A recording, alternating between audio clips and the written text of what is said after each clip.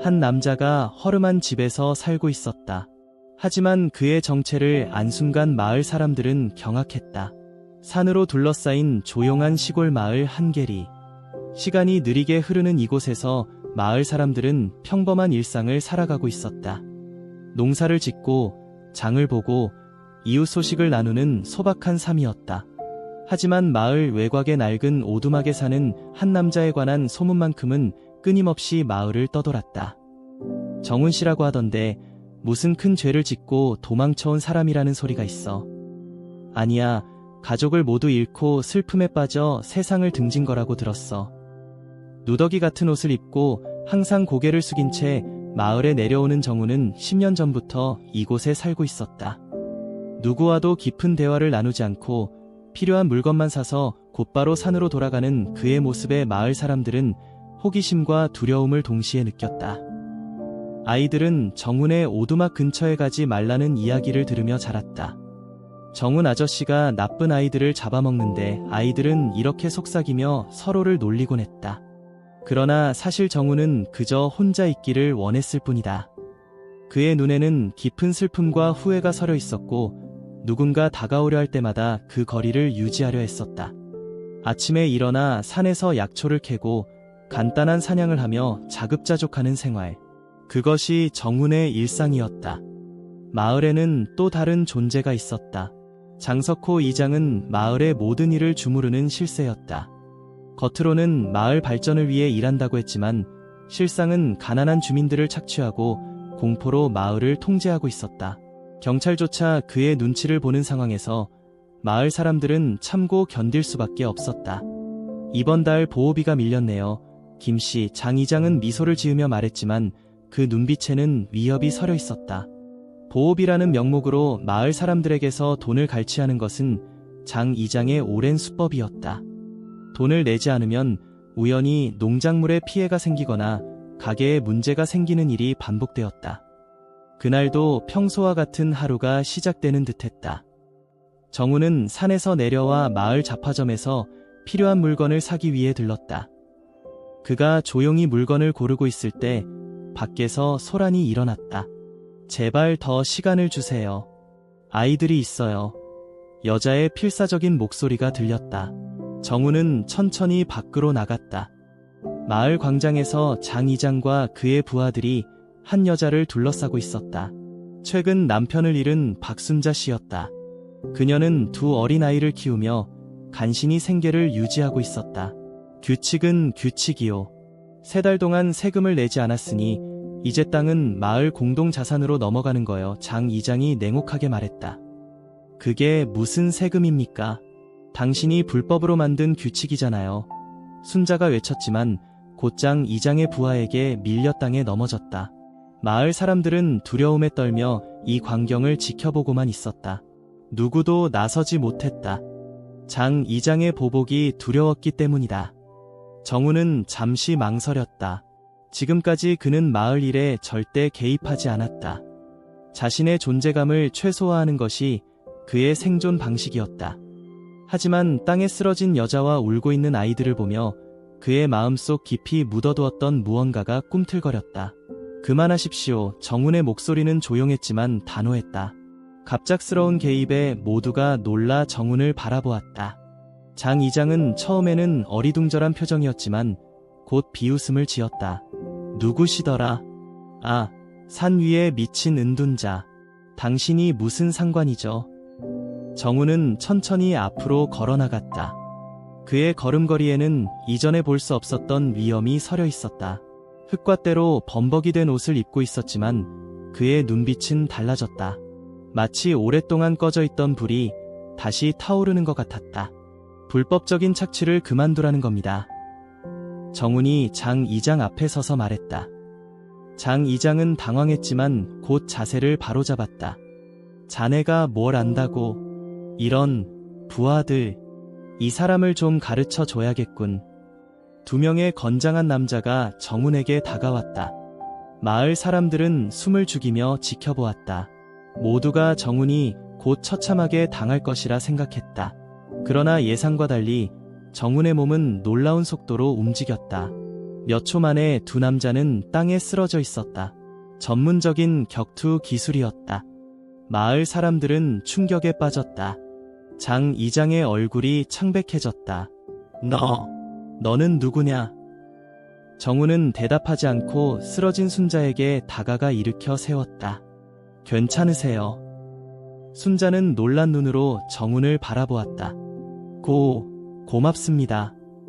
정훈은 고개를 끄덕이고 장 이장을 향해 돌아섰다. 이제부터 이 가족을 괴롭히지 마십시오.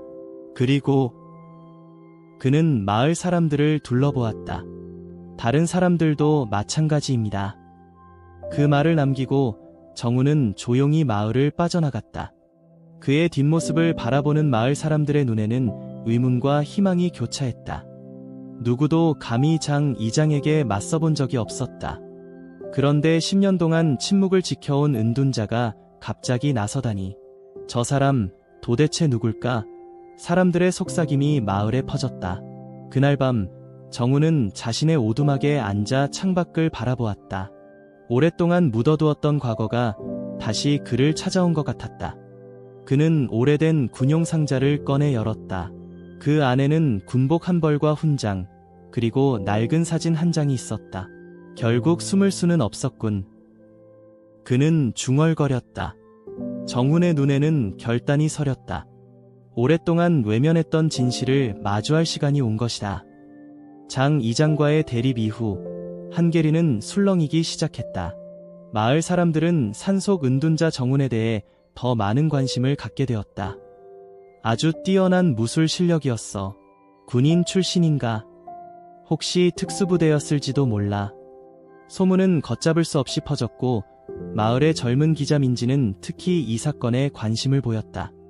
지역 신문사에 근무하는 그녀는 오랫동안 장 이장의 비리를 파헤치려 했지만 증거를 찾지 못했다.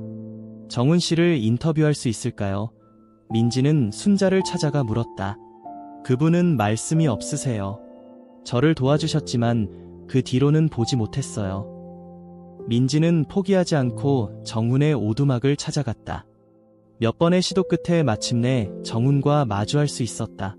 왜 왔습니까? 정훈의 목소리는 차가웠다. 정훈 씨의 이야기가 궁금해서요. 어떻게 장 이장에게 맞설 수 있었는지.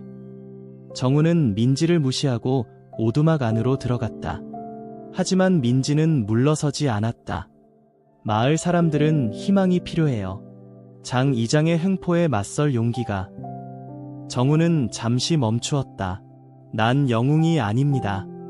그저 혼자 살고 싶을 뿐이에요. 민지는 그에게 명함을 건넸다. 도움이 필요하시면 연락주세요. 다음날 장 이장은 부하들을 불러 모았다. 그 은둔자의 정체를 알아내. 우리 마을에 왔을 때부터의 모든 정보를 원해. 장 이장의 부하 중 한 명인 강 반장은 조심스럽게 물었다. 혹시 그 사람이 누군지 짐작이라도 하십니까? 장 이장의 눈이 날카로워졌다. 내가 알바 아니야. 그냥 시키는 대로 해. 며칠 후 정훈이 마을에 내려왔을 때 몇몇 젊은이들이 그를 둘러쌌다. 은둔자 양반, 우리 마을에서 영웅 노름하지 마시지. 여기선 장 이장님 말이 법이야. 정훈은 무시하고 지나가려 했지만 그들이 길을 막았다. 순간 긴장이 고조되었다. 그때 민지가 나타났다. 뭐 하는 거예요? 경찰에 신고할까요? 젊은이들은 마지못해 물러났다. 민지는 정훈에게 다가갔다. 괜찮으세요? 장 이장이 당신을 노리고 있어요. 정훈은 묵묵히 걸었다. 민지는 그를 따라가며 말했다. 장 이장은 땅 투기로 마을을 장악했어요. 수년간 가난한 주민들을 착취해왔죠. 당신이 나타나기 전까지는 아무도 맞서지 못했어요. 그게 왜 나와 관계가 있죠? 당신은 다르잖아요. 그를 두려워하지 않았어요. 정훈은 갑자기 멈춰섰다. 내가 개입해서는 안 되는 일이었어. 이제 더 위험해질 뿐이야. 민지는 고개를 저었다. 이미 늦었어요. 장 이장은 당신을 조사하고 있어요. 그가 당신의 과거를 파헤치고 있다고요. 정훈의 표정이 굳었다. 그는 민지를 날카롭게 바라보았다. 당신도 그러는 건가요? 사람들은 알 권리가 있어요. 당신이 누군지, 왜 여기 있는지. 그때 마을 어귀에서 소란이 들렸다. 경찰차 세대가 마을로 들어오고 있었다. 장 이장이 그들을 안내하고 있었다. 저기 있습니다. 경감님. 제가 말했던 남자예요. 경찰들이 정훈에게 다가왔다. 정훈 씨, 맞습니까? 저희와 함께 가주셔야겠습니다. 정훈은 저항하지 않고 경찰차에 올랐다.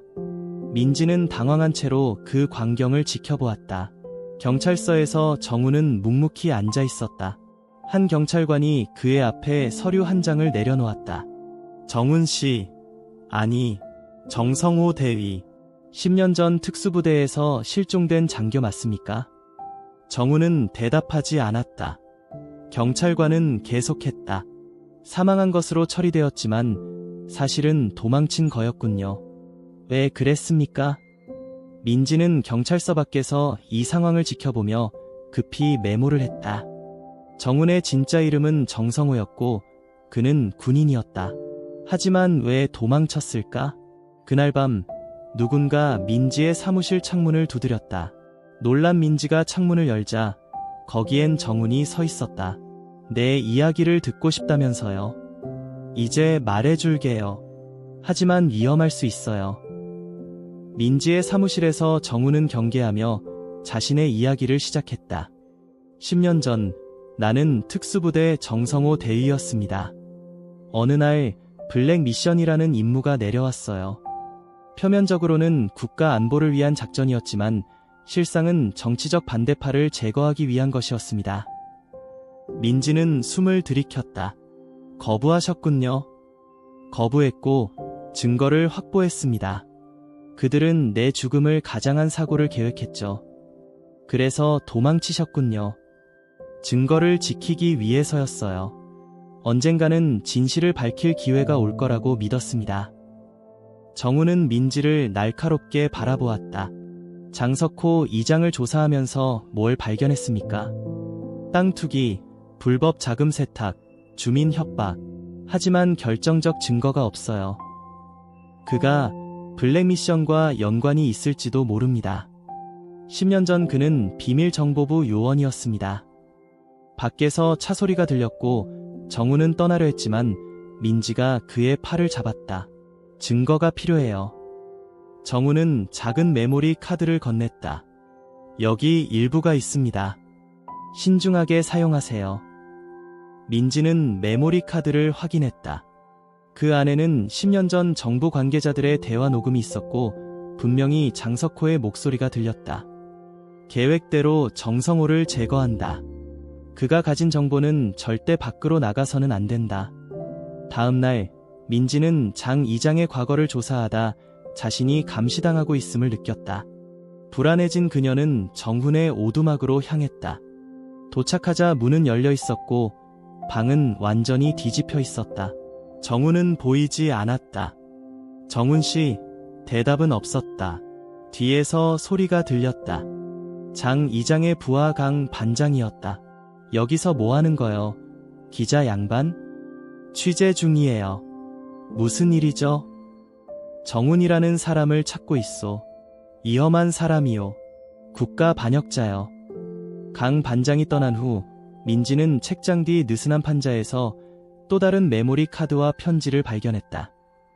민지에게 위험해졌다. 이것이 모든 증거다.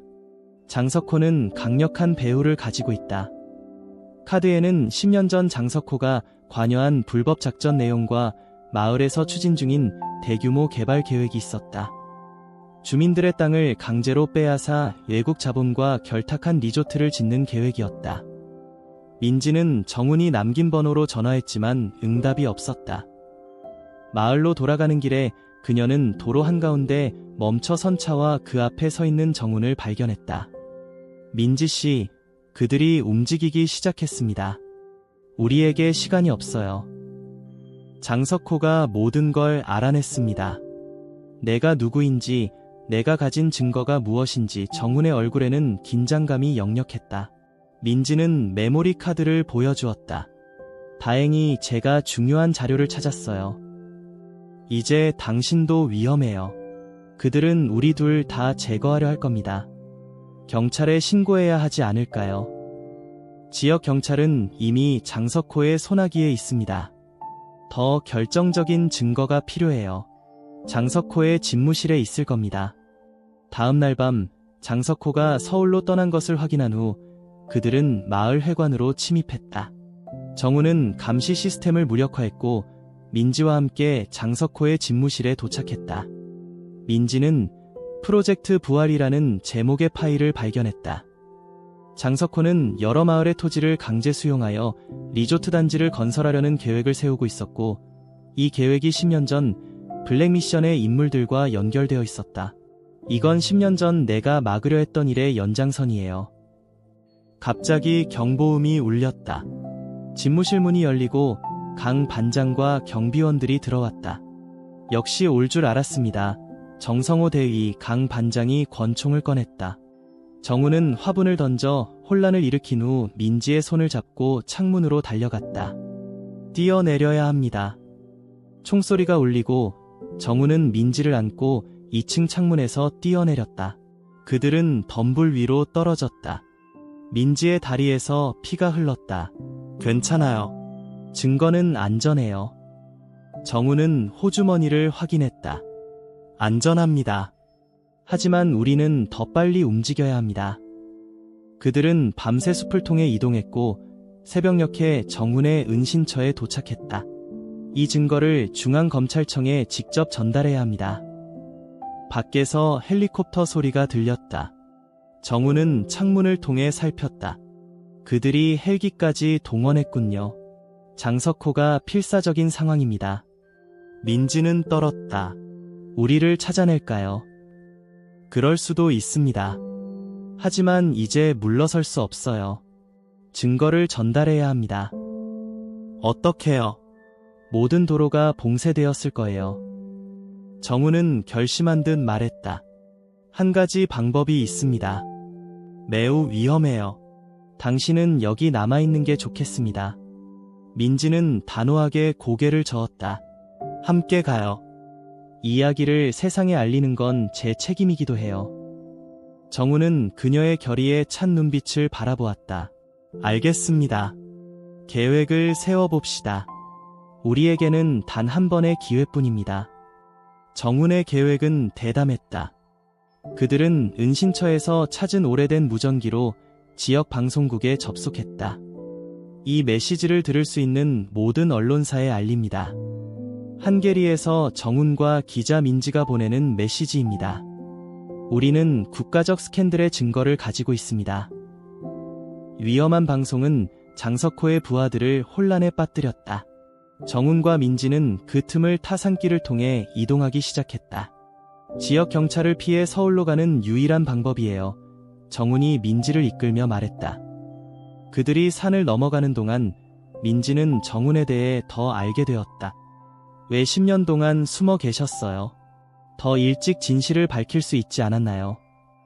정훈은 잠시 멈춰선 후 깊은 숨을 내쉬었다. 처음에는 그럴 계획이었어요. 하지만 내가 증거를 가지고 찾아간 언론인이 다음 날 사고로 죽었습니다. 그 후 내 가족도 위협을 받았어요. 가족이요? 아내와 어린 딸이 있었습니다. 그들의 안전을 위해 나는 완전히 사라져야 했어요. 내가 죽은 것으로 믿게 하는 것이 그들을 보호하는 유일한 방법이었습니다. 민지는 충격에 빠졌다. 그럼 10년 동안 그들을 멀리서 지켜보는 것이 전부였습니다. 내 딸은 이제 대학생이 되었을 거예요. 두 사람은 산길을 계속 이동했다. 날이 밝아오고 있었고 서울까지는 아직도 먼 거리였다. 누군가 오고 있어요. 민지가 갑자기 속삭였다. 바위 뒤로 숨은 그들은 산길을 올라오는 한 무리의 사람들을 보았다. 장석호와 그의 부하들이었다. 어떻게 우리를 찾았지? 정우는 놀랐다. 산에는 두 개의 길밖에 없어. 둘 중 하나를 선택했을 뿐이야. 장석호가 큰 소리로 말했다. 정성호, 이제 그만 나와. 내가 원하는 것을 줄게. 정훈과 민지는 움직이지 않았다. 내 가족을 만나게 해줄 수도 있어. 장석호가 덧붙였다. 정훈의 눈에 분노가 일었다. 내 가족은 건드리지 마. 아직도 살아있다고 생각하나? 10년 전 자동차 사고로 그들은 이미. 거짓말이다. 정훈이 소리쳤다. 장석호가 웃었다. 내가 사라진 후 내가 직접 처리했다. 아무도 모르게. 충격에 빠진 정훈은 자제력을 잃고 바위 뒤에서 뛰쳐나왔다. 민지가 그를 말리려 했지만 늦었다. 내가 그랬어. 정훈은 분노로 몸을 떨었다. 장석호는 승리의 미소를 지었다. 결국 내 약점을 이용하면 나올 줄 알았어. 그 순간 민지는 무언가를 깨달았다. 장석호의 말은 거짓이었다. 그는 정훈을 함정에 빠뜨리려는 것이었다. 정훈 씨, 그의 말을 믿지 마세요. 민지가 외쳤다. 당신 가족은 살아있어요. 정훈이 혼란스러워하는 사이 민지는 자신의 스마트폰을 꺼냈다. 마지막 남은 배터리로 그녀는 검색 결과를 보여주었다. 이 사진을 보세요. 한 달 전 대학 입학식에서 찍힌 사진이에요. 이 여학생이 당신 딸 아닌가요? 정훈은 사진을 보고 숨을 멈췄다. 그것은 분명 그의 딸이었다. 10년 동안 본 적 없지만 그는 즉시 알아보았다. 그들은 살아있어? 정훈의 목소리가 떨렸다. 우리가 서로를 혼란시키게 놔두면 장석호의 승리예요. 민지가 말했다. 장석호의 얼굴이 일그러졌다. 당신들 둘 다 죽을 거야. 그가 총을 겨누는 순간 멀리서 헬리콥터 소리가 들렸다. 장석호와 그의 부하들이 놀라 주위를 둘러보았다. 여기는 경찰 특공대. 모두 무기를 내려놓고 두 손을 들어올리시오. 헬리콥터에서 특공대원들이 내려오기 시작했다. 장석호의 부하들은 당황했다. 어떻게 이런 일이? 장석호가 중얼거렸다. 그때 헬리콥터에서 한 남자가 내렸다. 그는 정장을 입은 중년의 남성이었다.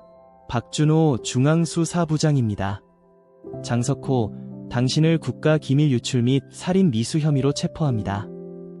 민지는 안도했다. 그녀가 은신처에서 보낸 무전 신호가 언론뿐만 아니라 중앙수사부에도 전달된 것이다. 장석호는 저항하지 않고 체포되었다. 체포되는 순간까지 그는 정훈을 증오의 찬 눈으로 바라보았다. 당신은 결국 패배했어. 정성호. 당신이 지켜내려던 정의는 없어. 정훈은 그를 조용히 응시했다. 정의는 늦을지언정 반드시 온다. 10년이 걸렸지만 결국 진실은 밝혀졌다. 민지가 정훈에게 다가갔다. 이제 어떻게 할 계획이에요? 정훈의 눈에는 복잡한 감정이 어려 있었다. 내 가족을 찾아야 합니다. 10년 만에 그들이 날 용서할지 모르겠지만 용서받을 거예요. 당신은 그들을 지키기 위해 모든 것을 포기했으니까요. 정훈은 처음으로 진심 어린 미소를 지었다. 그의 어깨에서 무거운 짐이 내려간 것 같았다. 장석호 같은 사람이 또 있습니다. 정훈이 말했다. 이것이 끝이 아니에요. 알아요. 민지가 대답했다. 하지만 이제 당신은 혼자가 아니에요. 두 사람은 헬리콥터로 향했다. 정훈은 마지막으로 뒤돌아 한계리를 바라보았다. 10년 동안 그의 은신처였던 마을. 이제 그는 새로운 시작을 향해 나아갈 준비가 되어 있었다. 서울의 봄은 따사로웠다. 정훈은 대학교 정문 앞에서 긴장한 모습으로 서 있었다. 3개월이 지난 지금 그는 완전히 다른 사람이 되어 있었다. 깔끔하게 정돈된 머리와 단정한 옷차림. 더 이상 숨어 지내는 은둔자가 아니었다. 정말 괜찮으시겠어요? 옆에 선 민지가 물었다. 정훈은 깊은 숨을 내쉬었다. 모르겠습니다.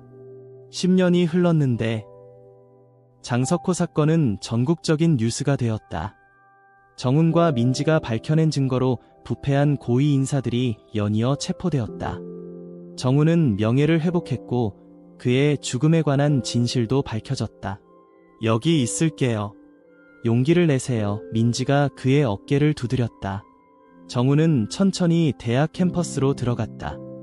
그의 딸 수미는 이제 대학 1학년생이 되어 있었다.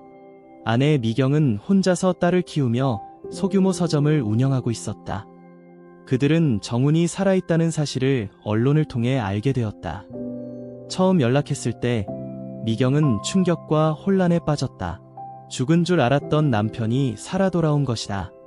수미는 아버지에 대한 기억이 거의 없었다. 정우는 그들에게 시간이 필요하다는 것을 알고 기다렸다. 오늘은 첫 만남이었다.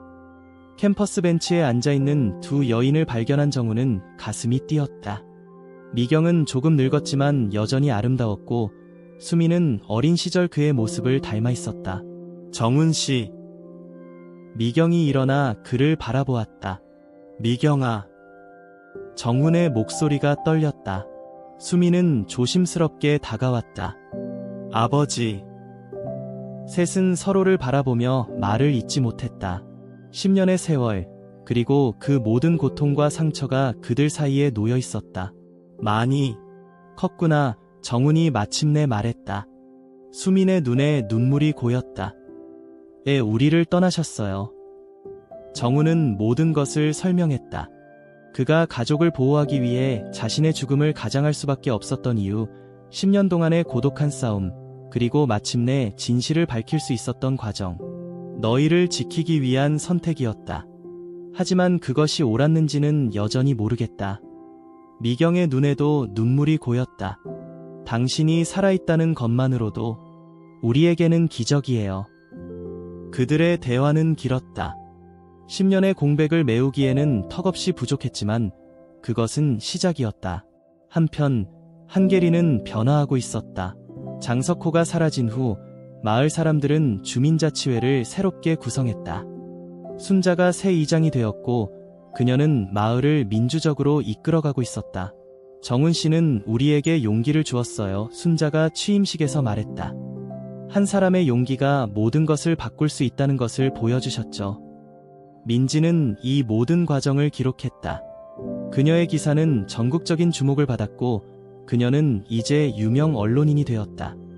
당신 가족과의 재회는 어땠어요? 어느 날 민지가 정훈에게 물었다. 쉽지 않아요.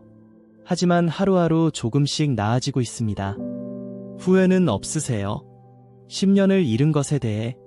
정훈은 잠시 생각에 잠겼다. 후회는 있지만 다시 그런 상황이 온다면 똑같은 선택을 할 겁니다. 가족의 안전이 가장 중요하니까요. 앞으로의 계획은요? 아직 모르겠습니다. 하지만 이제는 숨지 않을 겁니다. 세상에는 여전히 장석호 같은 사람들이 있어요. 그들과 싸울 누군가가 필요합니다. 정훈은 특별검사팀의 자문역 제안을 받았다. 그의 경험과 지식은 다른 부패 사건을 해결하는 데 큰 도움이 될 것이었다. 수민과 미경은 서울로 이사했다. 그들은 천천히 하지만 확실하게 가족의 유대를 다시 쌓아가고 있었다. 상처는 아직 아물지 않았지만 시간이 해결해 줄 것이라는 희망이 있었다. 어느 평화로운 주말, 정훈은 가족과 함께 한강공원을 걸었다. 오랜만에 느끼는 평범한 행복이었다. 아빠, 후회하지 않아요? 수민이 갑자기 물었다. 모든 걸 포기하고 진실을 위해 싸운 것이요. 정훈은 딸을 바라보며 미소 지었다. 후회는 없단다. 진실은 언제나 밝혀지기 마련이야. 비록 시간이 오래 걸리더라도. 강가에 앉은 그들의 모습은 평화로웠다. 정훈은 마침내 자신의 가장 큰 두려움을 극복했다. 더 이상 그림자 속에 숨어 살지 않아도 되는 자유를 얻은 것이다. 모든 것이 끝났군요. 미경이 말했다. 정훈은 고개를 저었다. 끝이 아니라 새로운 시작이야. 햇살이 강물에 반짝였다. 정훈의 얼굴에는 오랜만에 진정한 평화가 깃들어 있었다. End of Story.